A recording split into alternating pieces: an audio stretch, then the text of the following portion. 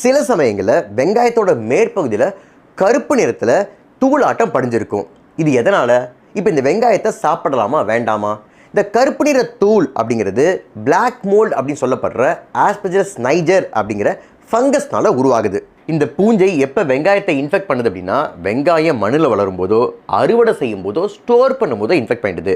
வெங்காயத்தில் பிளவுகளோ காயங்களோ இருந்ததுன்னா இந்த பூஞ்சை ஈஸியாக உள்ளே போயிடுது. அதிகமான ஈரப்பதம், குறைவான காற்றோட்டம், வெதவெதப்பான வெப்பநிலை எல்லாமே இந்த பூஞ்சை மேற்கொண்டு வளர்கிறதுக்கு ஏதுவாக அமையுது. இந்த ஃபங்கஸ் பொதுவாக ஆரோக்கியமானவர்களுக்கு எந்த ஒரு பாதிப்பையும் உண்டாக்குறது இல்லை. ஆனால் எதிர்ப்பு சக்தி குறைவாக இருக்கிறவங்களுக்கு ஆஸ்மா போன்ற அலர்ஜிக் ரியாக்ஷன்ஸ்லேருந்து ஆஸ்பெர்ஜிலோசிஸ் அப்படிங்கிற நுரையீரல் பிரச்சனை வரையும் உண்டாக்கலாம்.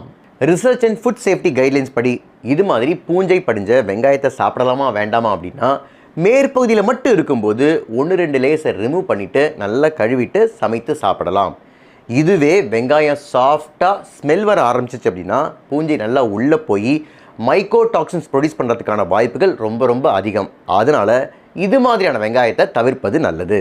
வீட்டில் இருக்கிற வெங்காயத்தில் அந்த பூஞ்சை பாதிக்காமல் இருக்கிறதுக்கு வாங்கும் போதே பிளவுகளோ காயங்களோ இல்லாமல் வாங்கணும். வாங்கிய வெங்காயத்தை ஈரப்பதம் இல்லாத காற்றோட்டமான பகுதியில் ஸ்டோர் பண்ணணும். ஒரு வெங்காயம் பாதிக்கப்பட்டுச்சு அப்படின்னா அது ஈஸியாக மற்ற வெங்காயத்துக்கு பரவக்கூடும். அதனால் அதை ஒதுக்கி வச்சு சீக்கிரமே சமைச்சிடணும்.